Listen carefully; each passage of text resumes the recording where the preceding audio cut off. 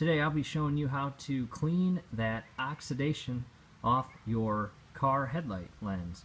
Over the years, this is a 2002 for example, and so this is 14 years old, so it's been through a lot of climate changes and a lot of seasons, a lot of temperature changes, and a lot of weather.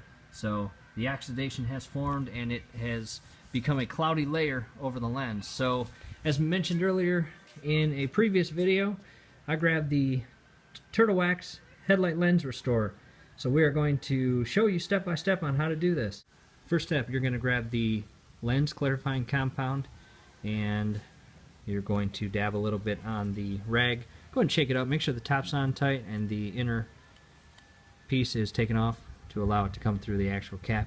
Dab a little bit on your rag and you're going to begin a little bit of force kind of working in the layer of oxidation and see if you can cut through that layer and clear up this lens. I'm wearing a protective glove because this stuff, they say, is a little bit hazardous to your skin, so you just want to rub and, like I said, use a little bit of force, try to cut through that oxidation layer.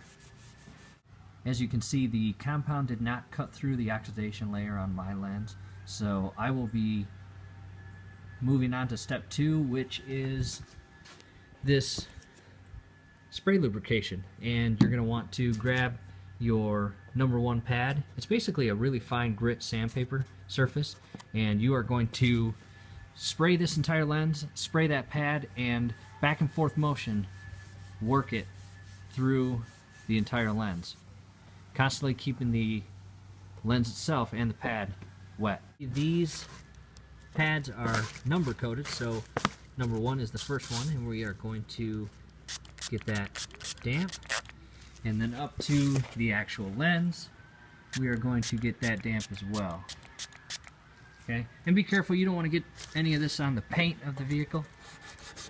And again, this is basically just fine grit sandpaper. Just start working it back and forth and go the entire length of the lens. After that, on the back side, #2, it's a little lighter, so I was going up and down and back and forth. Now, #2 requires you to go in the opposite direction. And again, use a little bit of force. Try to be neat when you do this because you don't want any of this solution or spray flying all over the truck. Okay, done with #2.